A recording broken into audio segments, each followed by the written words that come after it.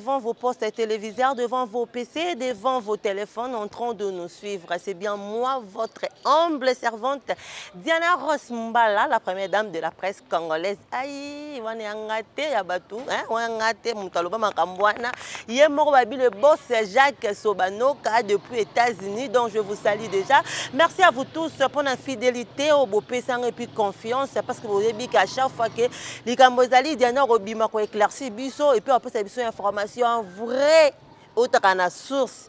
Bien, on appelle ça abusant. Mais pour maintenant, là, je vais vous parler dans ma cambo entre le journaliste et puis le musicien. J'ai déjà parlé de ça, ça date de longtemps, parce que les archives, ils ont toujours sur beaucoup de archives. Et puis, tout le monde peut jouer que moi, qui mais tu comprendre, entre le journaliste et le chroniqueur, vraiment, à Tabinomoko. Vraiment, penza Tabinomoko. Et ça, la propreté. Tout le monde a une guerre entre les journalistes et les chroniqueurs. Le contraire, il faut que il faut un partenariat, partenariat entre les journalistes et les musiciens. Mais après, il faut bien. Bien barré, et ça la propreté. N'habitez aussi surtout que nous côté musicien qui maestro Fabro. Ni netinda ki ata yo vraiment, ni netinda ko que nous traiter. Moninga na biso na modèle wana lokwa liboma. Pourquoi? Même les Français ont dit, avant de parler, il faut tourner la langue 7 fois. C'est-à-dire, il faut prendre le temps de réfléchir d'abord. Tu réfléchis, est-ce que c'est comme ça au Kunji, Hervé au Kunji, si on a dit est-ce qu'on s'est là? Si on a dit est-ce que Bafan va s'est là? Pendant que tu as mis ça déjà, attitude moupé. Benda kon, boma moto.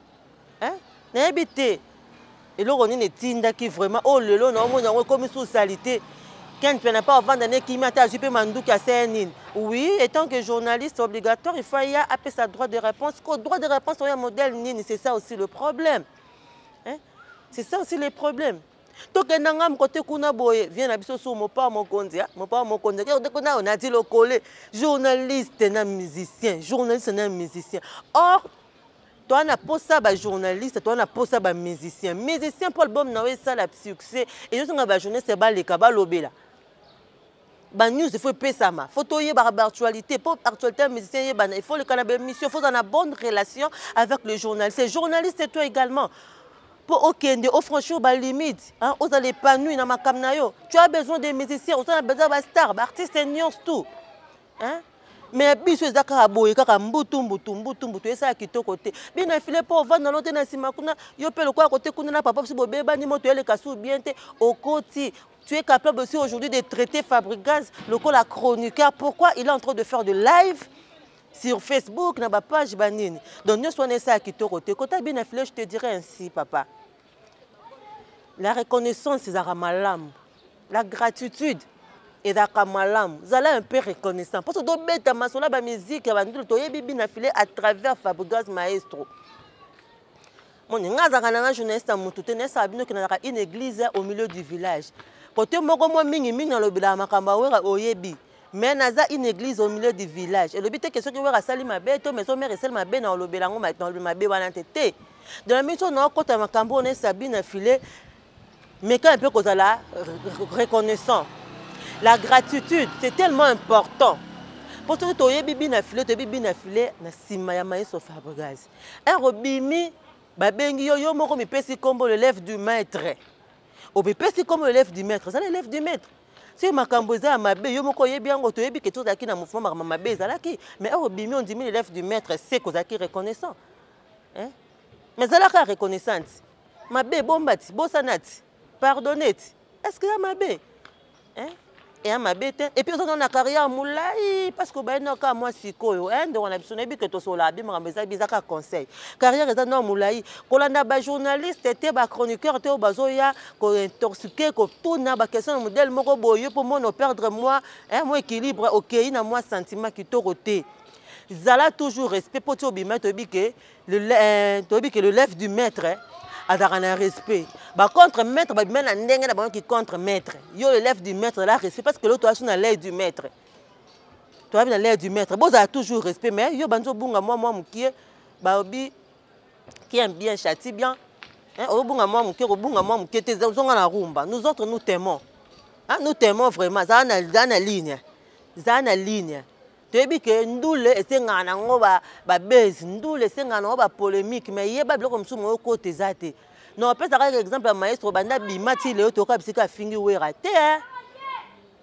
toyoki na biso te estce fabrigas na maison mare mabe ezalaka te nayebi ke bato boolanda bafanda dena tentative boolanda boyebi ke mabe ezalaka mpo ezangaka nango te bisika bavandaka baproblème ezalaka mais ti abimani na ndenge bien arespecte na ye tata na ye esala nango mpe bien abima na ye mpe bien babima na bango ndenge bambutu moto oyeba ndeni baotambola ndeni makambo ngo ekendela donc yo mpe ezala toujours na chemin zala na chemin oyo mabe kote ya bureau oyo mabe kote ya bandeko ya ye maestro yo zala na chemin zala mwana malamu kanda olobaki le lève du maître zala le lève du maître succès kosa o te sentiment te zala bien kota bavie na biso bananti lokolo bino nde mutu tozaka baexemple tootala nanti lokolo na tv na biso toolanda mpe papi mboma kote kuna toolanda nga oyo abengaka papa na ngai ezaka Jackie Ndala moto aforma biso bamisusu otoleka na carré cube oolanda mpe Jackie Ndala boyaka azalaki na makambo ya journaliste oolanda osepela badama milela mais kotala bambutumbutu lelo bavie na biso bananti lokolo bokota na baguerre na bamusicien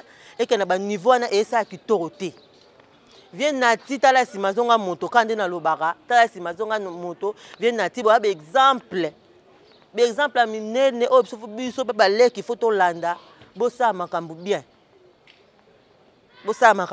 vient nati lokole bosa la makambu bien banda kalo lobela ba musicien ezala une église au milieu du village pas trop serré na ba musicien mususu po ekotaka bato ba ranki bonu boyebi ba jouer star boye bien kota bato ba ranki na ba musicien mususu nga mema ngambo na faire egola inde 3 na bando kota ngote to bomela nga ba moto eza ba padu mandiango mandala la partir à Poitiers ba bomela nga ba moto ba bomela ba moto ba dada ngwa bana ba finga nga na nga mukete ba lukisa nga yoka ntikala na beta mapo ba nga musu ba beta maka pourquoi oyambi muto afingi mutu mo boye ngo betama donc tous avez une église au milieu du village c'est peut-être na YouTube au monde makambo bana finga ma ba ivi pamba mema ba ngambo ba ivi pamba ba mama ngambo ba yamanga na ba émission ba lukisa nga na kineres ma ko dans ba bonne relation ba ndokela biso mususu ba gloire lang ba betama biso ba mususu to betama te pourquoi to solara bien ba to poto ba oncle ba tel mebele ba luki ba fa na faire na poto ba bomeli biso moto ki toko te ba guerre wana ki toko te ndenge se calma ke si la kara donc maestro Fabrice ça qui m'a bé ko traiter déjà bien qui a na liboma ça qui m'a bé quand peut le quoi mon neurono peut la nango qui m'a il faut peut ça ba droit de réponse au kendo pour un système à 50 000 zaïr ma belle isusu comprendre ma beto bo ma moto to tambola bien to ça musa na biso bien to ça ba exemple to telika na YouTube à Congo au monde kama buzoba na buzoba surtout quand ba journaliste na ba musicien na ba buzoba to tala sima to zonga ba to ça lango bien to ça musala bien et sunga biso vient nati lokole ça musala bien pour ba exemple na ba dama milela ba exemple to landaka ba papi mo ba exemple bo ça musala bien mutazanga mabete mais tout ça musala ka beto côté ba source te un terme ta banda ki ezaki boté yo ça musala bien pour le kana TV et ana journée moko esa biso ma solo mususu a vidéo na ba mona biso ba pit ba tuma be pourquoi to le kana na ba écran ba tutu batala biso OK ya aussi de pit na kata bandaku na ba cité o ba batam na bango mais tellement ba s'afficher na ba écran te visibilité à moi muké moi ba ba pit ezate cela veut dire quoi vient nati cela veut dire que tellement s'affichera déjà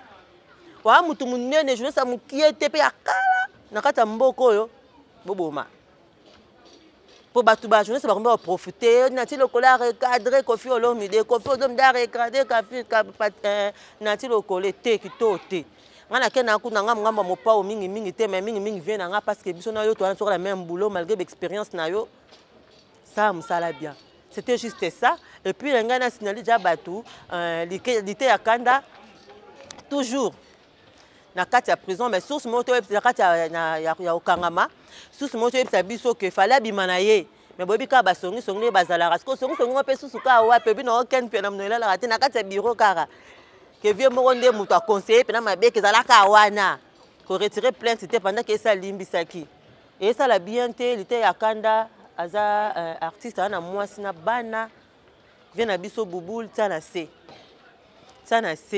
malgré ça débordaki y a pe na côté pe bilamba pe katanaki tana se retirer plainte dès que toki ko retirer ki na o me ba pe so conseil ko retirer te pardon za la penda ya solo vient na biso bubul yondela retirer plainte te akanda a père de famille auto bala kala mingi te a pe na mwana donc retirer plainte à vivre bien. Donc tu na biso na ndinga mabete ke Congo ana mbonga pasi mboka pasi pardon et da ba artiste musicien et da commis ba journaliste be to na so ne loté em so okansaka ndinga lekana kam so ane loko anene loté ve bubuli yunde la pardon biso pe to sengeli lité akanda pardon retirer plainte koyoka gauche droite te moto azo peso conseil em so yesa bonga par rapport à lité akanda em so yesa déjà bien kolanda te po mutabali asomi moi voiture c'est kaza bien te po asomi moi le parc c'est kaza bien te ndako la te bisike tangaka eyebani te vie bubul pardon tana se boma moto yokela ndeko na biso lité akanda mawa bobi mise bisika azali ay comme makamba prison te po toyoka yokaka ndenge ezokendeke bakoki kotransférer toyebi ka déborda ki moi muke mayoka mawa limbisa et ça la moi bien c'était juste ça lo nangina loba beaucoup plus na ba conseil makamba ba gars ba journaliste na ba nani na ba musicien pardon tout on a c'est ici là et que ça la biso bien makasi tout ça la bien nous le journaliste